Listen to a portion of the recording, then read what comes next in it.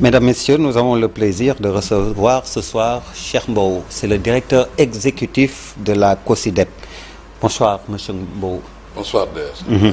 Alors avec vous, on va parler de la revue sectorielle de l'éducation et de la formation.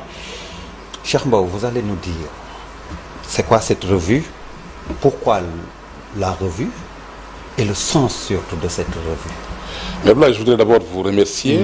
Vous remercier pour cette invitation, saluer les téléspectateurs, évidemment prier aussi pour qu'Allah nous éclaire, de sorte qu'on ait des recommandations qui puissent accompagner les dispositifs de l'éducation. La revue qui a été organisée hier était à sa 12e édition. Donc c'est la revue sectorielle du programme qui gouverne l'éducation, la formation et l'enseignement supérieur. Donc c'est un moment de bilan. Un moment de bilan parce que ça doit être un moment pour faire dialoguer déjà les offres. Vous savez, au Sénégal, nous avons plusieurs offres éducatives. Certains sont dans les daara, d'autres dans la formation professionnelle. Il y en a qui sont dans l'école publique, école privée. Au lieu d'opposer ces offres, chaque offre a ses limites, a ses forces, a ses faiblesses. Nous voulons faire dialoguer ces offres. C'est aussi un moment de dialogue des acteurs, parce que nous avons des postures différentes.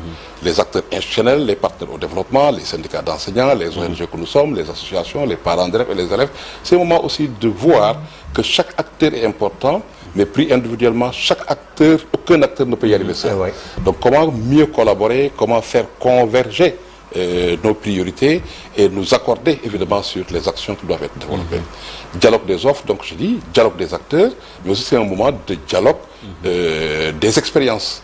Parce que nous savons qu'il y a plusieurs expériences qui sont déroulées sur le terrain avec des organisations communautaires et ces expériences doivent être, une fois éprouvées, ça doit être capitalisé et mis à la disposition de l'autorité. Donc véritablement c'est un moment de bilan. De bilan pour savoir un peu quelles ont été les grandes questions auxquelles on a été confrontés, quelles sont les recommandations que nous avions eu à formuler, où est-ce que nous en sommes, prédiction, le compte. Mais le deuxième temps, c'est un temps sur la programmation. Qu'avons-nous décidé de faire à partir de l'analyse des limites, de l'analyse de nos forces, de notre capacité à faire face à ces enjeux? Nous développons aussi des stratégies pour pouvoir voir quelle devrait être, en tout cas, la programmation pour les années à venir. Donc, bilan et programmation, c'est cela la revue. Alors, quel a été le bilan? Ben, écoutez, d'abord, le premier niveau de bilan, c'est nous, à notre avis, en tant qu'organisation de la société civile, nous avons salué le fait que cette tradition puisse être maintenue et perpétuée. Donc il y a eu des revues qui ont été organisées au niveau décentralisé dans les 14 régions ou dans les 16 académies. Cela montre encore une fois que les véritables enjeux de l'éducation sont dans les communautés, dans les écoles, autour des apprenants. Ce n'est pas au niveau central qu'on peut régler les questions. Premier aspect. Nous avons salué la tenue aussi des pré-revues avec les acteurs. Parce que la direction de la planification a rencontré tous les acteurs. D'abord, les élus locaux, les partenaires au développement, la société civile pour recueillir leurs perspectives. Après quoi, il y a eu la revue nationale. Donc, nous avons salué évidemment cette démarche-là qui a été perpétuée. Mais il y a un mais. Le mais, c'est que nous pensons évidemment qu'au Sénégal, nous devons changer de perspective dans l'organisation de la revue. En faisant en sorte que cette revue puisse être dans l'agenda gouvernemental. Ça ne doit pas être perçu comme étant une activité du ministère de l'Éducation. L'éducation, ça dépasse le ministère de l'Éducation. Ça va au-delà. On n'a pas eu la présence des ministres de la formation professionnelle ou de l'enseignement supérieur ou même de la famille. Alors que pour nous, il est essentiel, évidemment, que l'on puisse travailler à ce que ce soit véritablement un moment de mobilisation de tous ces ministères sectoriels autour de ce bilan et de la programmation. Mais au-delà, nous pensons même que la revue devrait permettre de casser les murs qui existent entre l'éducation et les autres secteurs. Vous savez que l'éducation peut être une solution à certaines questions de santé. On doit être plus dans la prévention. L'éducation est une solution quand on parle, par exemple, aujourd'hui de sécurité alimentaire ou de souveraineté alimentaire. Cela doit se construire à partir de l'école. Les questions liées à l'environnement, ça doit se construire au niveau de l'école. Donc, les finances ont leur place dans ces conclaves-là. Donc, il est essentiel que, en termes d'agenda, qu'on respecte davantage cette revue et que ça soit inscrit dans l'agenda gouvernemental. Ça, pour nous, c'est un aspect qui est important. Le deuxième aspect dans le format, c'est travailler, bon, dans la tradition, on avait au moins 2 jours. Parce que imaginez devoir réfléchir sur un bilan, faire un bilan sur Ce que nous avons réussi, nous pensons évidemment que c'est une question aussi qu'il faudra adresser. Donc, sur le format, il y a ces recommandations qui permettraient d'être plus efficaces. Un autre élément de recommandation, à notre avis, c'est évidemment d'avoir des revues qui soient un peu thématiques.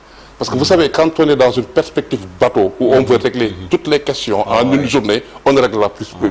Ça devient fourre-tout. Fourre-tout. Donc, comment être plus focus et comment nous accorder pour dire que 2025, c'est l'année où on va essayer de régler. Le Japon en est un exemple. Le Japon te dit, à chaque revue, à chacune de leurs revues sectorielles, on va adresser 2 questions principales. Et nous allons le régler. Ça peut être la question des manuels, ça peut être la question du financement, ça peut être la question de. Oui, il y a eu une journée scientifique qui nous a permis de réfléchir sur certains aspects, mais il est important aujourd'hui qu'on soit plus ciblé. C'est ça qui nous permettrait de pouvoir dépasser certaines questions, parce que malheureusement, il y a beaucoup de questions qui reviennent chaque année. Donc, et ça donne l'impression que nous n'avons toujours pas les armes, les outils qui nous permettent de pouvoir dépasser certaines questions récurrentes. Alors, vous avez parlé de bilan, de recommandations. Quelles ont été les principales recommandations, particulièrement au niveau des enjeux, quand on sait qu'il y a les réformes des curricula et surtout l'éternelle question des abris provisoires, par exemple? Oui, il faut dire qu'en termes de recommandations, nous avons déjà noté une réponse à une question que nous avions posée au nouveau régime. C'est que tout le monde parlait de devoir changer l'orientation du système éducatif, de devoir repenser notre système éducatif.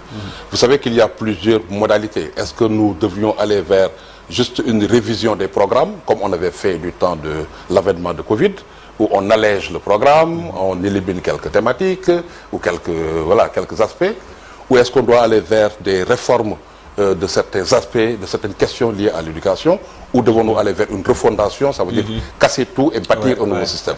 Ça, c'était des questions qui étaient sur la table, et le ministre nous dit que l'option, l'orientation, c'est d'aller véritablement vers une refondation. C'est plus complexe.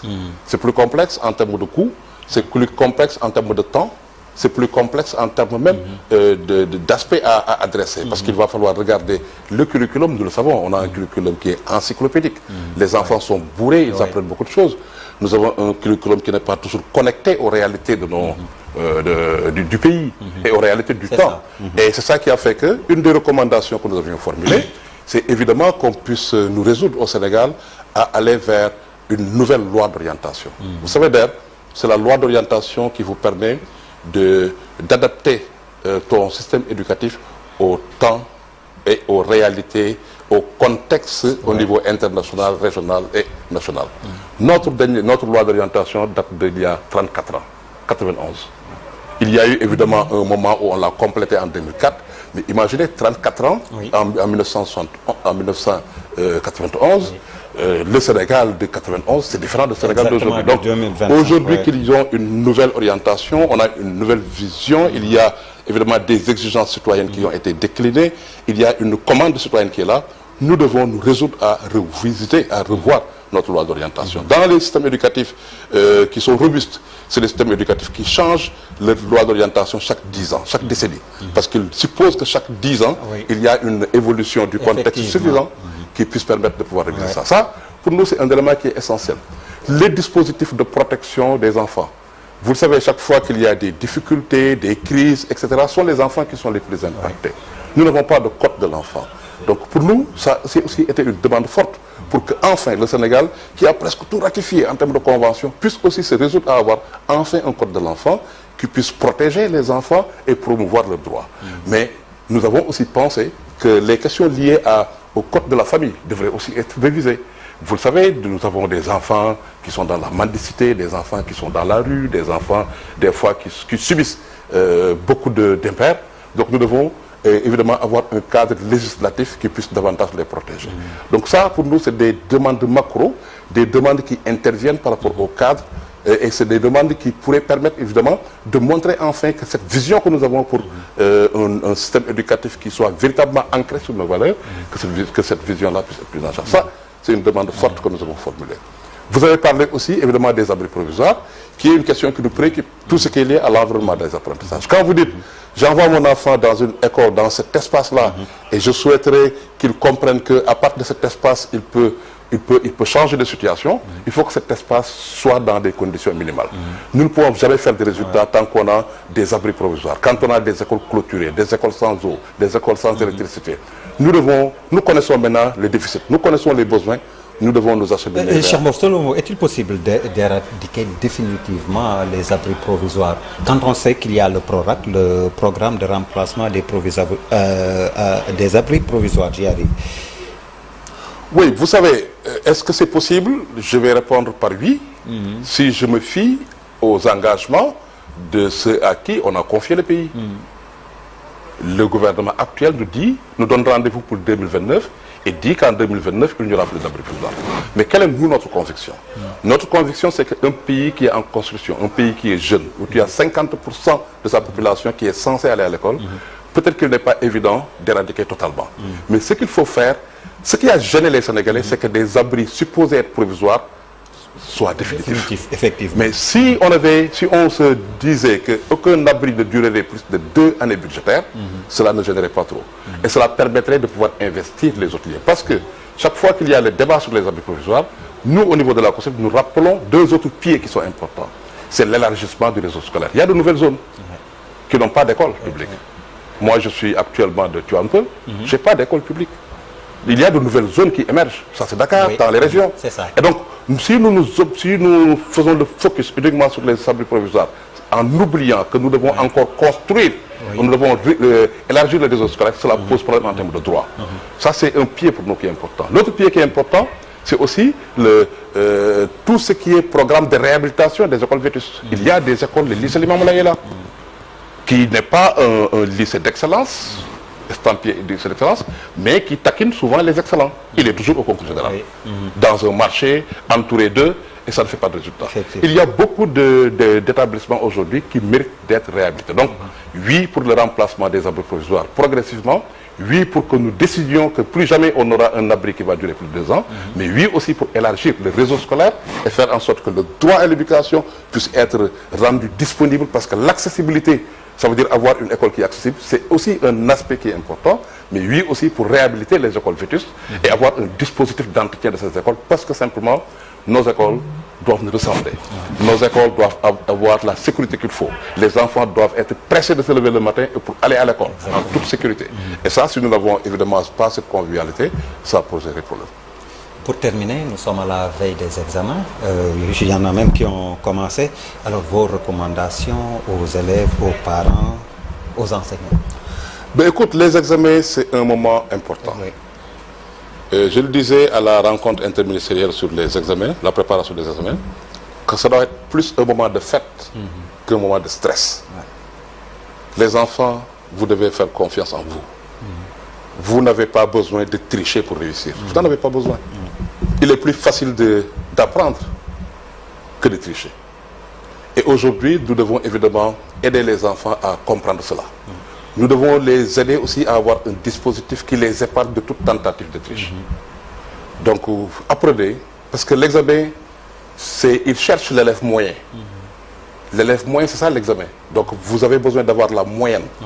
Et donc, si vous faites un minimum en termes de respect des consignes de vos enseignants, vous pouvez y arriver. Donc, il faut croire en vous. Et c'est là où vous serez demain fiers quand vous aurez réussi un examen.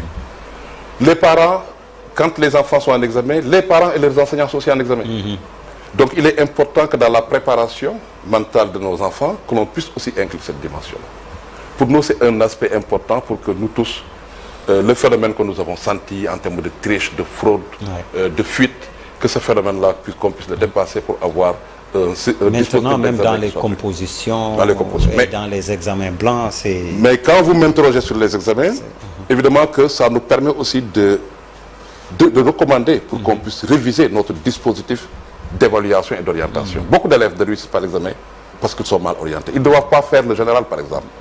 C'est les élèves qui doivent faire l'enseignement professionnel, qui échouent parce que simplement ils ne sont pas à la place qu'il faut. Donc le dispositif d'orientation nous permet de pouvoir détecter le talent qui dort en chaque enfant et de faire que chaque enfant puisse réussir, parce qu'aucun enfant n'est nul. Mais le dispositif d'évaluation aussi, parce que c'est le système qui vous dit vous n'êtes pas bon, qui vous exclut, et vous réussissez à Sandaga. vous réussissez dans un atelier de mécanique. Donc c'est peut-être le système qui est médiocre. Donc le système ne sait pas détecter, ne sait pas encore évaluer comme il faut. Donc, il nous faut repenser tous ces éléments et vivement donc que ces 3 mois nous servent à enclencher en tout cas le processus de refondation du système pour pouvoir adresser tous ces aspects et faire en sorte que le droit à l'éducation puisse être une réalité pour tous les enfants, mais considérer qu'un droit, il doit être positif. Quand on parle de droit à l'éducation, ça doit être une éducation de qualité. Cheikh Mbow, merci. Mais merci, je ne peux pas aussi m'empêcher de vous présenter mes condoléances sur le décès de votre papa. Ouais, merci. Donc, qu'Allah l'accueille en son paradis. Amin. Céleste. Amin. Merci beaucoup, Cheikh Mbow. C'est moi.